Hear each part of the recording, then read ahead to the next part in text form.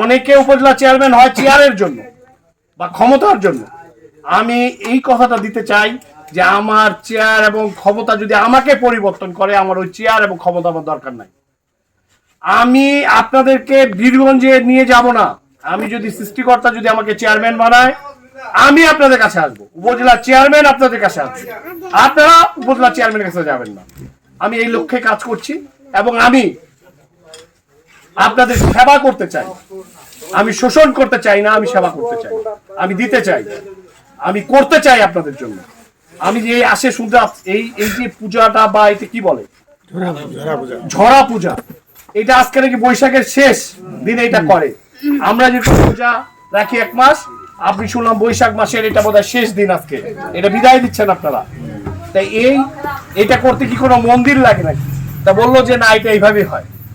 যদি আপনাদের এটাতে কোনো জায়গা রাখে, জায়গা দিয়ে কোনোদিন মন্দির বা এরকম কোনো কিছু করে, এইটা করতে যা যা লাগবে আমি সন্তান হিসেবে, আপনাদের নিজের লোক হিসেবে, মানুষ হিসেবে, ভাই হিসেবে আমি এটা আপনাদের করে দেব।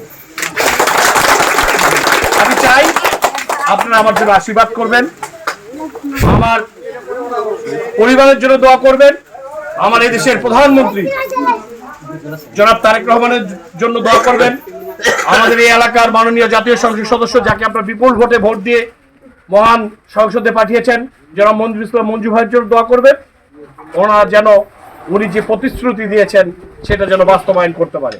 আর আমি প্রতিশ্রুতি হওয়ার আগেই দিচ্ছি, এবং যেদিন যদি আপনাদের সকলের আশীর্বাদে আমি আমার সেই লক্ষ্যে পৌঁছাই, অবশ্যই আমি আপনাদের দুঃখে থাকবো, সুখে থাকবো না।